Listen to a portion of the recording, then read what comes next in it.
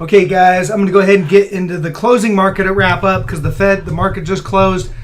Before I do, I just got to go through this. It's just too good. I got to call this guy out. So this is the kind of stuff I deal with basically day in and day out. I get people that basically, you can see this guy an hour ago, he said Maven should spend more time educating himself and less time doing premature victory laps. I watched the guy, blah, blah, blah. The more I realize how delusional he is, like the Fed is there to pump the market. Okay, and an hour ago I said, perfect, pump the markets, suck the bulls in, adding to my shorts. And then I kind of threw a little shade back his way because let's get into these charts. But before I do want to show you guys one thing. Okay, this is the private member group. Basically, here it is. Sorry, I had to refresh. As you can see, I made this post 5 hours ago. Okay, it was this early this morning before the Fed announcement. Here's what I saw in the charts. This is what I told the private member group. NASDAQ futures shows bullish divergence on the hourly chart, so we may see a rally on the Fed minutes. Arrow lines indicate where a rally should end. A lot can happen on the Fed day with an increase in false breakouts and breakdowns. I'm lightening up on my Q short positions ahead of the Fed and will add back if we get a rally or if we get breakdowns of key support. And then I said triple Q's support sitting at 421, and that was kind of the key support. But in general, I was lightening up my shorts, looking to add back on a rally. I was anticipating a rally. There was bullish divergence on the NASDAQ futures. Let's jump into the chart. Okay, there's the NASDAQ futures. You can see basically I had that one commenter come out. People come out and they just chase price action. When something's rallying and it's up, I get these comments. And you know what? I've kind of created a term for these people. I call them sucker punchers. Because in general, these are the kind of people that they wait till your hands are tied up and you're bound, and they know that in that very moment that that the price action proves them right, at least in that moment. Doesn't mean they're going to make money, and in fact, they're probably going to lose money. But in that moment, they get on their computer, they've got some emotion going, and they plug out some dumb brain, dumb money comment. That's the kind of stuff I get from these sucker punchers. So in general, I got to throw the shade back because in general, I got to deal with this stuff all day long. I'm out here putting out the trades, putting out where I think markets are going. All right, I'm not getting it all right, but a lot of people that comment, they don't put anything out. They just wait till they are proven right in a very moment and then plug me with some dumb comment. So thank you for your money. Appreciate the comment today. Thanks for the money. I'm going to take my family out on a nice dinner tonight on you. So thanks, champ. Appreciate that. Now, NASDAQ futures. You can see, boom, we basically hit resistance, added back to my shorts, told everyone in the private member group exactly where I was adding back to my shorts on triple Qs, and then boom, down we go. So let's jump over to the Qs. Here's the triple Qs. We still closed basically at support-ish. I've been kind of moving my line around trying to find support. I don't think there's really a line to be had here, to be honest. I can probably just get rid of it. But we pretty much closed on support right here. You can see reaction. There's kind of a reaction. There's one. There's some right there. And closing right there on support. So maybe we rally tomorrow. I don't know. We have Apple earnings after the bell. So I don't exactly know how that's going to go. But if I go to the daily chart, I can kind of point it out. To me, looks like Apple's going to come out with bad news, guys. This bear flag is starting to really play out. You can see we basically have this flagpole. We've flagged out, and what looks like we've already started the turn on the way down. Now, a lot of the perma bulls will say, "Oh, you got to get he's bearish all the time. He's bound to get something right." They'll say that basically down here. But if you guys know, if you're in the private member group, on Friday, on the 19th, right there, I told everyone I was going long for a bounce. We caught that bounce. Told everyone I was getting back short. Now, I didn't get back short on the exact day. I'm never going to get the exact moment in time, typically. I'd rather be early than late, but got short back in here somewhere, and now we're rolling over. We're profitable. Pulled my shorts off today right before the Fed. Put them back on after that little pump, and down we go. So it's been very profitable, and we've been really all over these trades.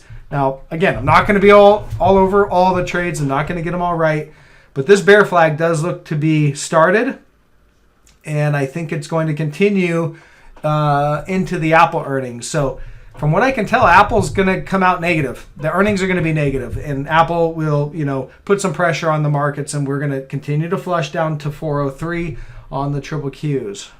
And I look at stuff like Microsoft. You can see resistance right here, sitting at 397.30. Today, intraday, they pump it up. I get a bunch of dumb comments that come out intraday in the moment. That's opportunity, all right? That's what I see. When you got people that don't know what they're doing and they're jumping in here, all right, that's opportunity. Closing back below resistance right there, and again, nothing's changed. I think we're heading lower, down to the 200, and next support about 366.67 is where I have it, down in that area.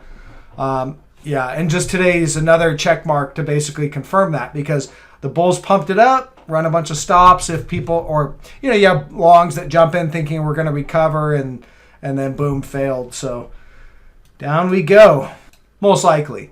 What else is going on? If I look at the interest rates, yeah, they're kind of coming down a little, but still nothing's really changed. We're still just in this kind of range here.